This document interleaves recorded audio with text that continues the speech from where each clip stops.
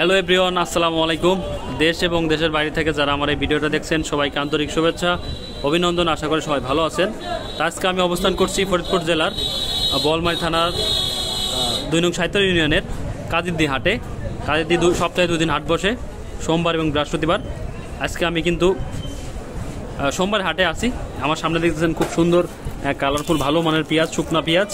এটা ফরিদপুরের ভালো মানের পেঁয়াজ। দেখেন ক্রয় করছে একজন বিশিষ্ট ব্যবসায়ী। দেখেন একদম এটা হচ্ছে লালতির কিং। খুব সুন্দর পেঁয়াজের কোয়ালিটি, অসাধারণ এই যে, এবং খুব সুন্দর পেঁয়াজ, আসলে দেখার মতন দৃষ্টিনন্দন।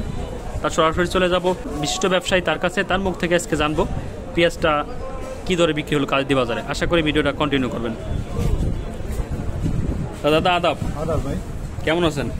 ভালো আছি, উপরওয়ালা ভালোই যাচ্ছে। আজকে দেখতেছি আপনার ঘরে খুব সুন্দর পেঁয়াজ ক্রয় করছেন, কোয়ালিটি অনেক অসাধারণ। এই পেঁয়াজটা কত করে ক্রয় করলেন?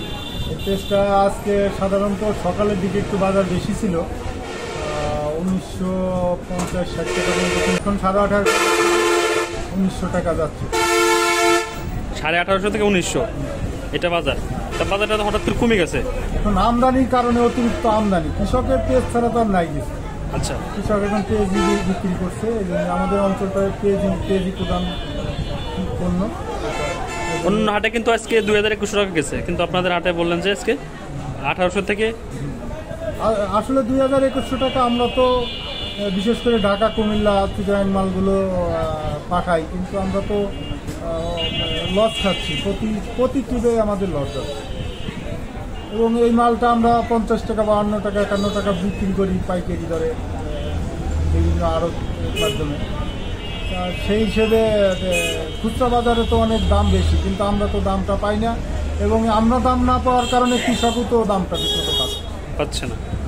তাহলে আজকে বাজারটা ছিল 1800 থেকে 1950 টাকা।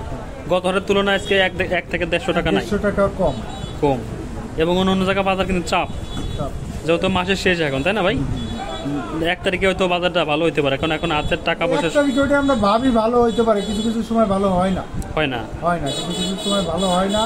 ওই মানুষ তো আসলে সব দ্রব্যমূল্যেরই দাম বেশি, অন্য দ্রব্যমূল্য ক্রয় করতে গিয়ে যায় লাস্টে যায় এই যে সবজিটা, পেঁয়াজটা, এটা মশলা প্লাস সবজি বলা চলে, এইটা আমরা একটু দামটা ওইভাবে লাস্টে এসে কিনতে পারে না মানুষ।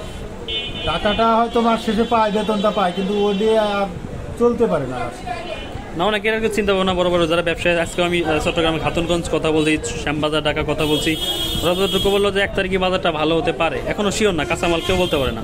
হ্যাঁ, শিওর না, হয়তো কোনো সময় হয় না, কোনো সময় এই 1 তারিখ 2 তারিখে বাজারটা ভালো হয় না। বর্তমান যে বাজার আছে এই বাজারে কি মাল কিনে স্টক করা যায়? তার এই প্রসঙ্গে যদি একটু বলতো।